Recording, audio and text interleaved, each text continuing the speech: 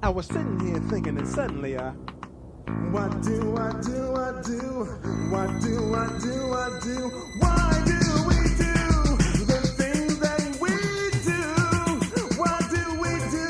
Hey, I did it from here. The sweat on my brain. What's up, fam? It's that time of day, man. It's that time of year. Thanksgiving is tomorrow, so happy Thanksgiving to everybody.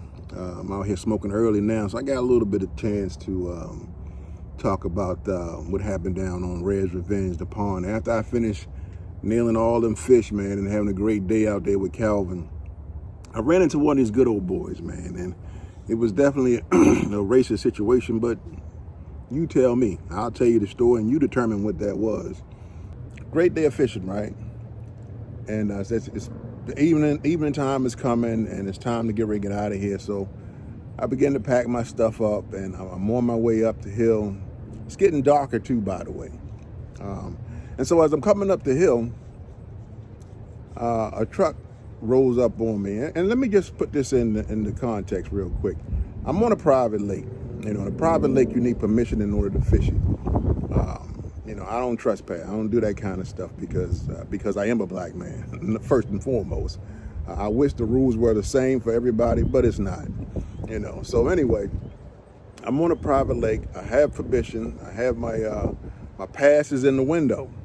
I was stopped the last time I was there too. A white man stopped me and said, you got permission to be here? And I was like, absolutely. Signs right there in the window. He was like, okay. You know, and he kept rolling. No big deal. You know, I don't mind nobody asking me that kind of stuff, you know, because it is a private lake. You know, they want to make sure everybody's legit. I'm good with that. But here's where it starts getting sticky now.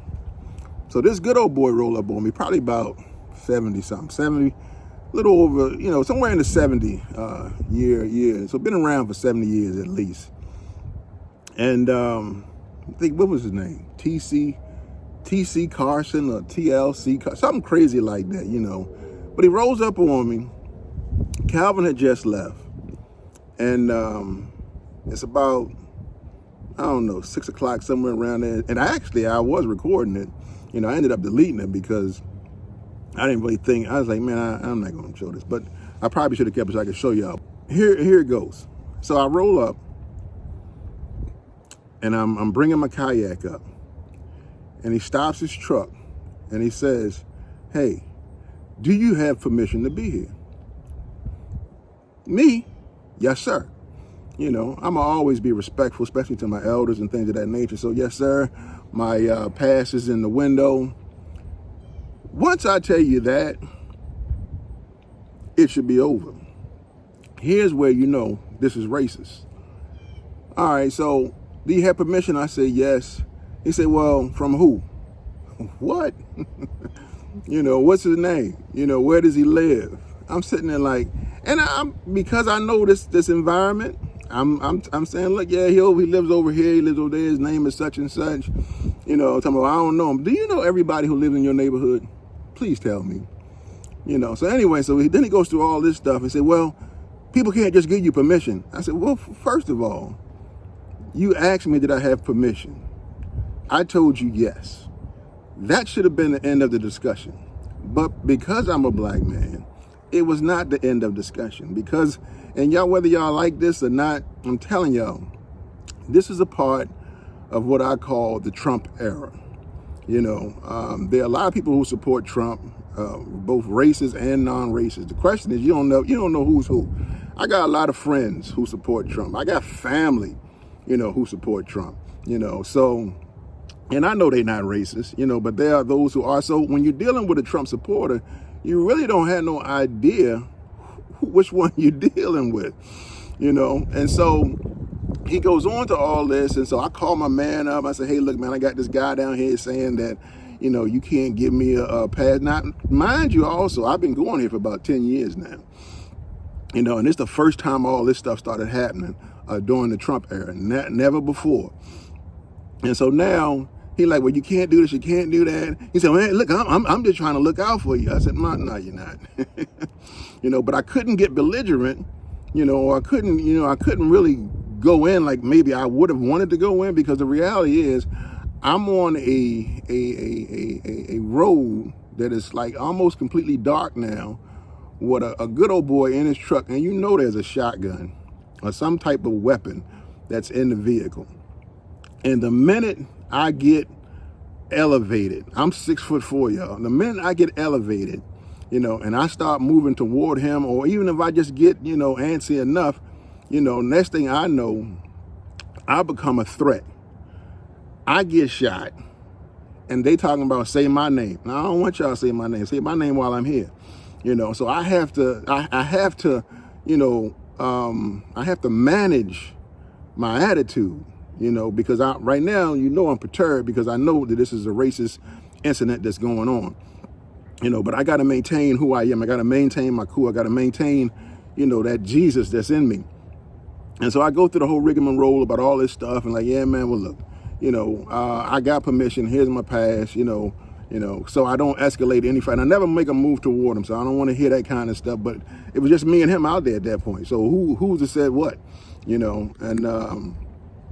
so I'm saying, like, man, it don't make any sense. But, as a fisherman, I go to a lot of places where good old boys are. It's just simple as that.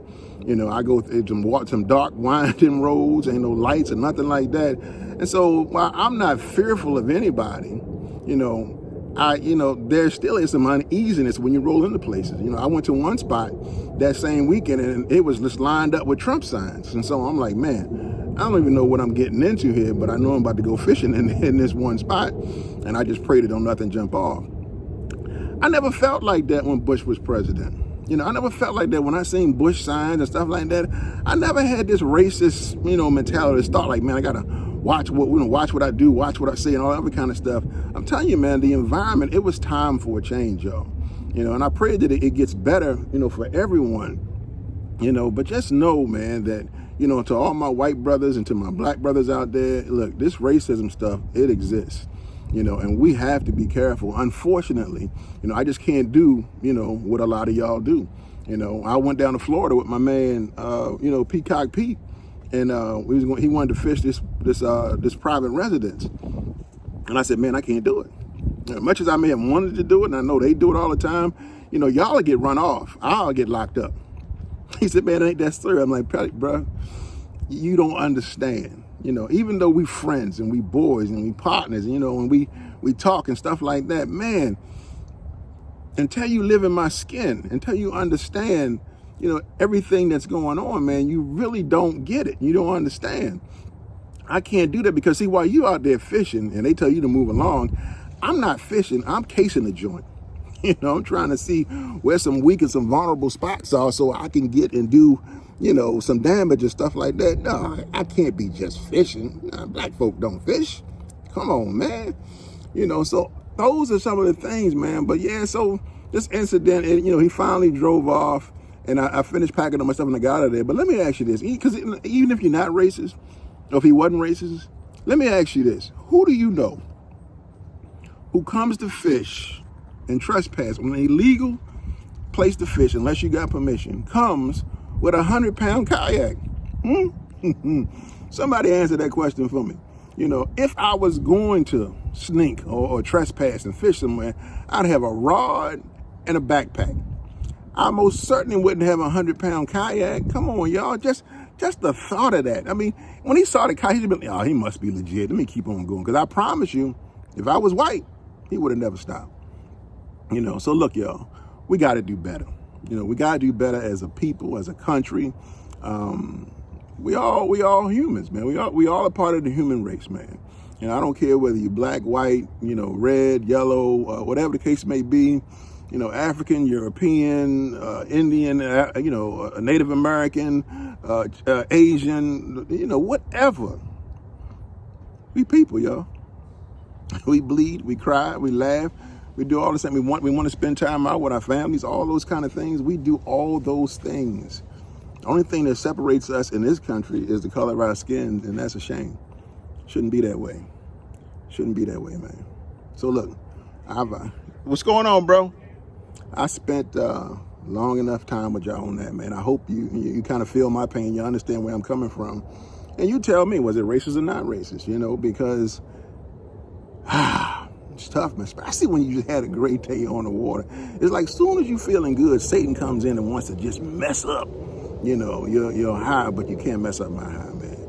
You know, I did make a few calls. I talked about it, and I kept moving. You know, but it could have been a dangerous situation, especially if he had pulled a weapon out or something of that nature. You know, and then I'd be one of these statistics out there. I don't want to be a statistic, man. You know, I don't want anybody to be a statistic. You know, we should be able to do some things and be able to talk about it versus first thing we know, we pull out a weapon and talk about, well, I felt threatened. You know, if anybody should feel threatened in this country, it's us.